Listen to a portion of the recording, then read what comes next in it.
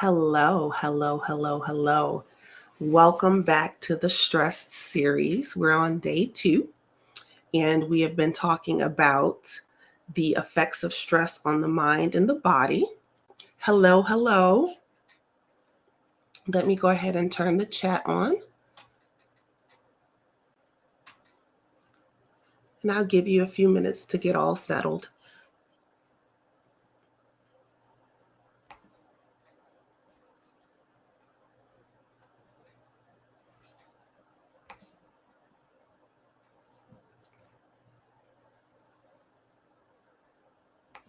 Okay, if you are new here, welcome to the Fighter Method.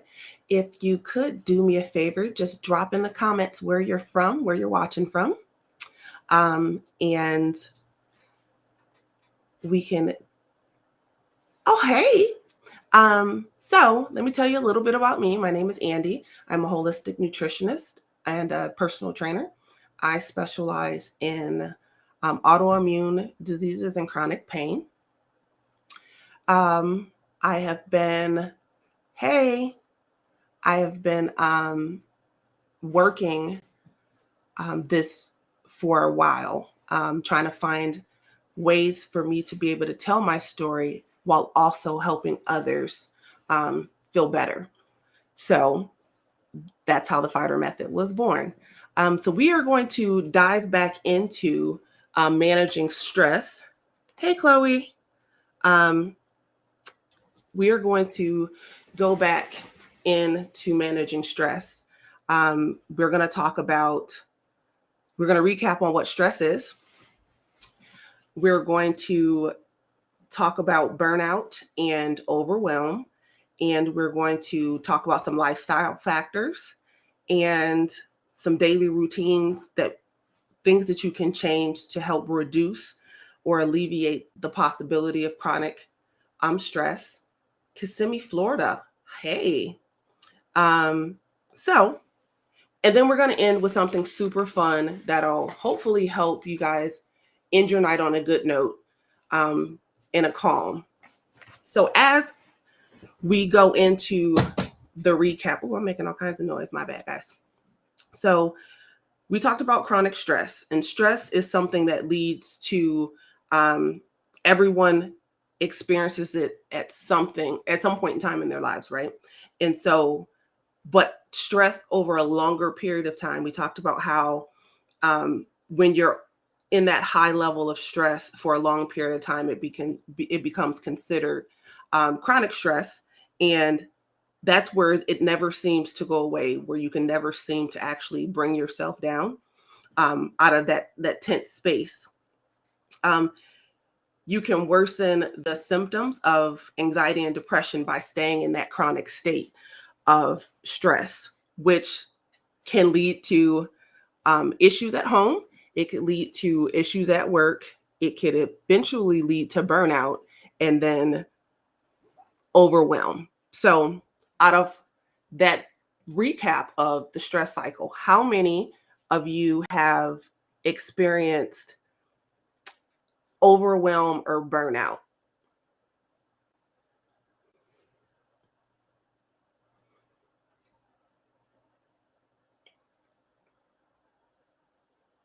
Okay, you have. Hey, Boop Snoot. So, during your times of, is it burnout or overwhelm, or is it a mix of both?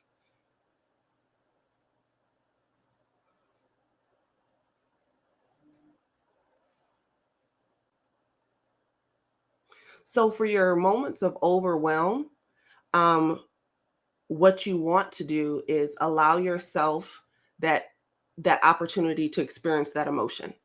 After you've experienced that emotion, you allow yourself the opportunity to now take that emotion that you've processed and then put that energy into something that spins more on the positive. Um, and we're going to talk about some techniques that will help with overwhelm and burnout. Okay, so overwhelm, stress, burnout, overwhelm, they're all very, very, very, very closely connected. High amounts of stress lead to a wide range of, mental and physical side effects. But by the time that they stack on and stack on and stack on and stack on, hey, Sid, that's where you hit that point of no return. So now you're at your burnout, but then you keep going. And then now you're at burnout plus overwhelm. It's like a vicious cycle. So a lot of the things that you do every day are things that you wouldn't consider stressors because you're used to being on the go. But it comes in several different forms. It could be something as simple as your shoes wouldn't tie right and you were running late, and that was the thing that just pushed you over the edge. That wasn't the thing that led you there, but that was like the last thing that could go wrong in your already stressed life, that would make you just flip over a shoe. I've been there. I think a lot of people can say that they've been there, where something completely asinine is the thing that makes you snap. So there are, Sid, there are some top causes that lead to the stress. So not taking care of yourself enough. I always tell my clients, you have to be able to fill your cup before you can pour into someone else. And so a lot of the times we tend to put ourselves on the back burner so that we can care for other people. But if our cups aren't full, how do we pour into someone else something that we don't already have, right? So not taking care of yourself enough, not paying attention to what you're eating, relationship issues, even if they weren't obvious relationship issues, but you felt the tension, daily annoyances that add up. You're stuck in traffic, work, get on your nerve. You don't like the way an email sounded. People are in your way in the hallway, whatever. And then social media. That is a super known stressor, but people don't realize that it's a stressor. If every time you opened up your timeline, all you saw was negative Ned's news report, it would bother you and you would begin to carry that, but you don't realize that subliminally you're carrying just days and days of horrible news that St. Louis? Hey, welcome, St. Louis. Let's see. I'm going to pause for a sec to see if anybody has any questions that you want me to address right now.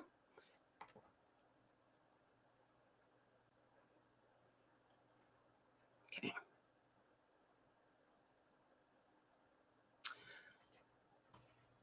All right. So the signs that you're not handling stress as well as you think you're handling it.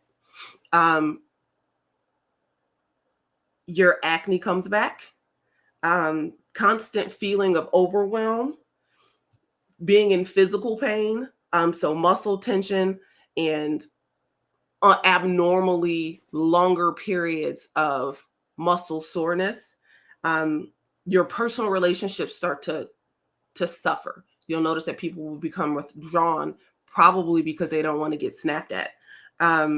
You'll start to struggle with having zero energy. You'll feel extremely zapped, and your work becomes affected in that you can't deal with all of the things that you're dealing with and still focus on work without something slipping through the cracks.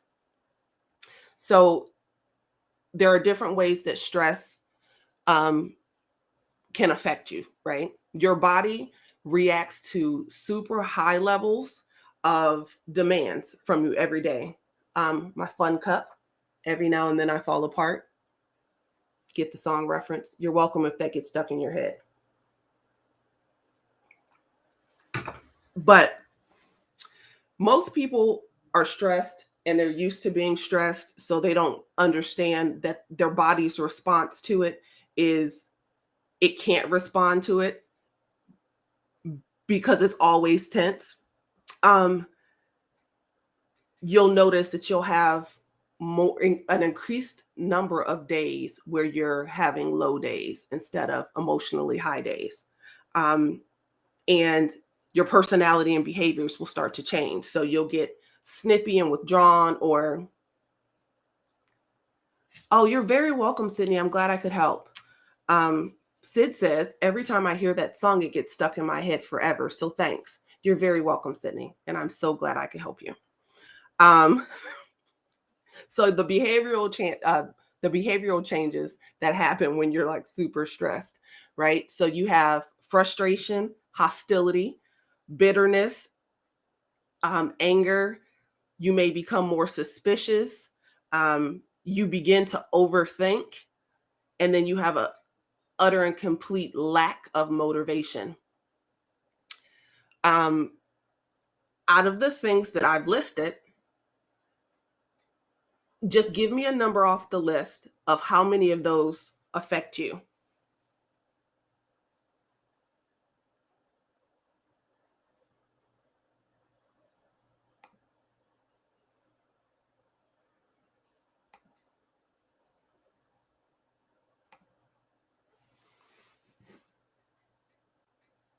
One to two.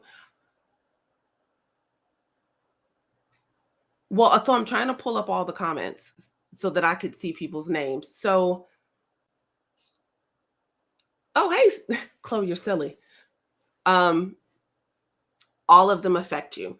Okay. So we're going to be diving in super soon to how we can turn that around.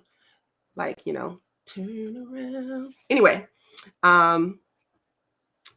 you'll also notice that you'll start to have lack of interest in the things that you used to otherwise be interested in.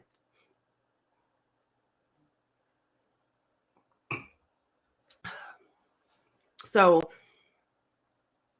if you're someone who is always stressed out and that is your norm, right? And you're constantly looking for more and more things, or you're taking on more and more things to add to your already a buffet of a plate of things that you have to deal with, instead of taking that step back and go, I can't take on any more tasks, because you still have things that you have to do. If you are the person that I described first, there's a huge possibility that your norm has become an addiction. Like your body is now addicted to that high level of stress, to where if you were to slow down, you would feel like you weren't doing enough or contributing enough or whatever. So it is often related to or directly linked to being a perfectionist. Go ahead and let that sit with you for a little while. Directly linked to being a perfectionist. So some of the signs that say that you may be addicted to stress is poor Sid. Some signs that you may be addicted to stress: you never have any free time. You're constantly packing your schedule and then looking at your schedule and then rescheduling your schedule to make sure that you didn't miss anything. You feel bored if you're not running around. You often feel more accomplished if you stay busier. And then you're used to the feeling of overwhelm. It does sound like someone I know, Boop Snoot. So you're used to having that feeling of overwhelm, right? So how do you get a handle on, hold on. Well, you're right, Chloe. Not everyone has a handle and not everybody wants to deal with it. You're not at all attacked, Elroy. Not at all. Welcome. Where are you watching from, by the way? Welcome to the Fighter Method. So how can you get a handle on your stress addiction? First, you have to come to terms with the fact that it is a thing and that you've been dealing with such a high level of stress for so long that became your norm, right? And once you've actually come to grips with that and you understand that everyone needs to take a break. Welcome from Kenosha. everyone needs to take a break, right? And stress is common, but high levels of stress for as long as you've been under that stress is not normal. And then work to reduce the amount of stressors that you have in simple ways. Learn to say no. That is the best thing you can do for yourself. Learn to say no and know you don't owe an explanation as to why you said no. You said no because you said no. And then you leave it at that. The perfectionist in us wants us to have to provide an explanation as to why you don't want to do something. I don't want to do it because I don't want to do it. And so if somebody was to ask me why to something that I said no to, I go because I don't want to. And then that kind of ends the conversation. But making these small changes will help to eliminate some of the stress that we just keep adding to ourselves by overextension. So we talked a little bit about overthinking. I know a couple people who may struggle. I struggle from times to time, but overthinking may not always seem like it's a bad thing, right? So people analyze and it's not a bad thing, but overthinking leads to stress because how do you turn your mind off?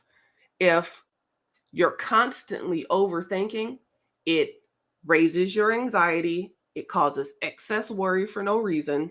Then you become very fearful of an extreme negative, where the likelihood of that is probably zero. But in your mind, it's like the biggest catastrophe ever on the horizon. It happens to me too. During those moments, I have to remind myself that I have to talk myself off the ledge and then process each individual thing to see what the actual root cause was. Like, why am I really having this such disdain and anger over something so small?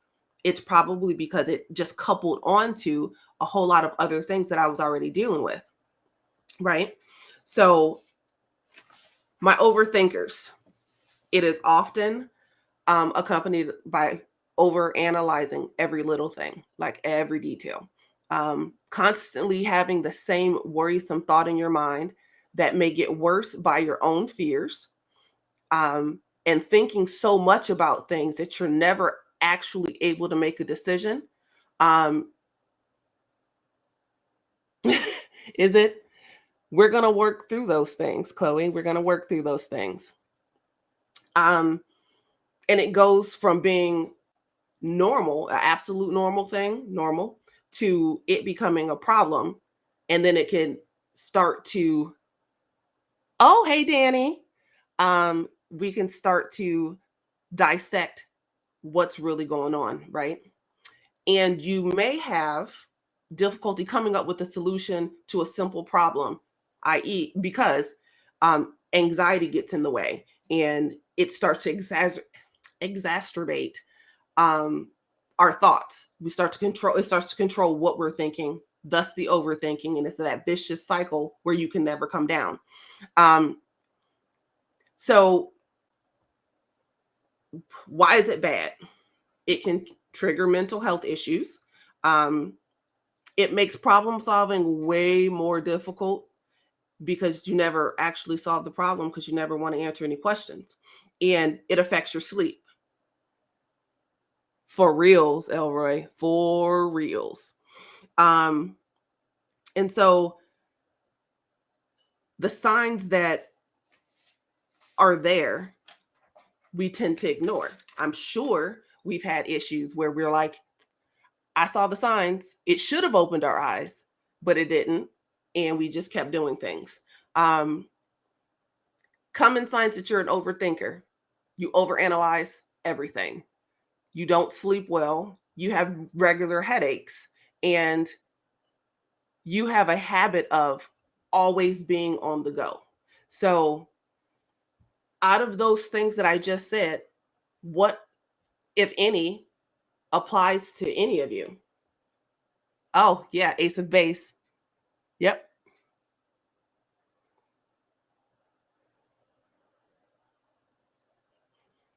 I can tell you that 4 of 4 apply to me. And it's worse for me a majority of the time because I live in chronic pain. So it only exacerbates me being in chronic pain. So what can you do about it? So mindfulness is great, which brings me to our super fun activities, right? So mindfulness is great. Journaling is great. Sometimes all you need to do is just get it on paper. That way your mind can stop obsessing about it. So always sleeping is, are you always sleeping or you're not sleeping? If you're always sleeping, that either your body's exhausted or the likelihood of depression creeping in is real. So I invite you to close out this live with me, always sleeping. Okay. I would invite you guys to close out this live with me by allowing yourself to be in a space where it's just you and you have this moment. We're going to do a mindfulness exercise that I think is pretty beneficial to just help increase relaxation.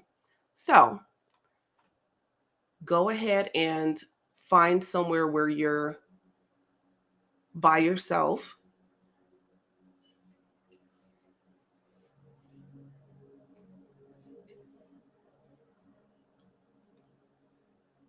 And as you get into that space, seated, laying, wherever you are, make sure that you're comfortable and that you're relaxed.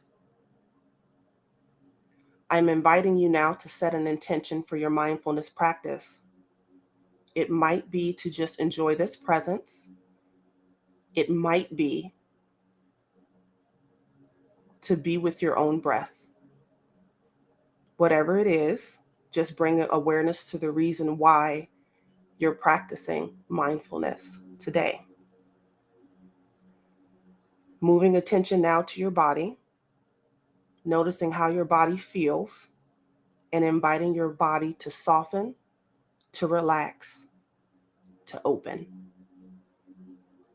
Noticing your feet and your calves and your thighs and your bones, noticing them all settle down.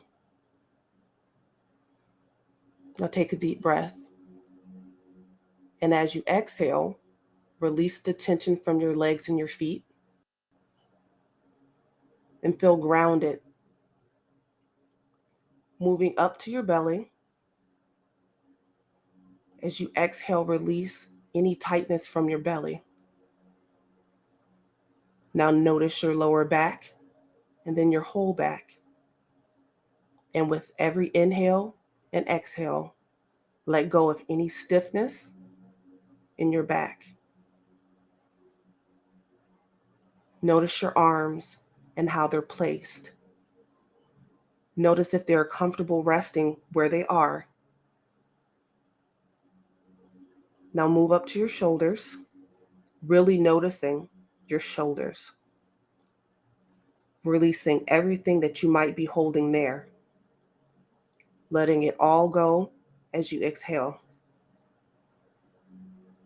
Now bring attention to your neck. Gently tuck your chin, relaxing your neck, relaxing your jaws. With every long exhale, let go of any tightness in your jaws. Now allowing the breath to flow as it would, letting the breath come in and out, following its natural rhythm, simply watching the breath and not wanting to control it. Deep breath in, deep breath out. You might notice thoughts making their way into your thoughts as you're trying to practice mindfulness. Don't ever push the thoughts away. Let them come in and visit, and then let them leave. Now open your eyes. I hope that little mindfulness exercise brings some peace and some relaxation to you all. And I invite you to invite your friends. If you're watching my live from YouTube, make sure you like, comment, share, subscribe. And then if you're watching it from Facebook, thank you for coming back. I appreciate you guys, and I'm sending light and love your direction. So until tomorrow, you guys take care.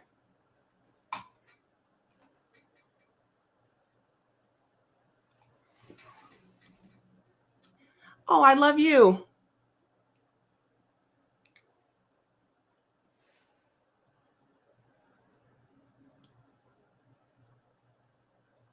If anyone has any questions while I'm still on, if you'd like to ask any questions or anything I didn't cover, I'll stay on for a little while and then I'll answer whatever questions you may have.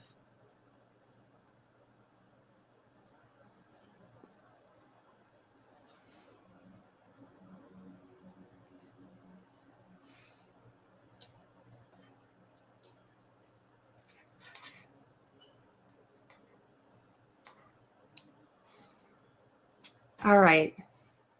Here's to a very peaceful evening and a restful sleep. I'll see you guys tomorrow.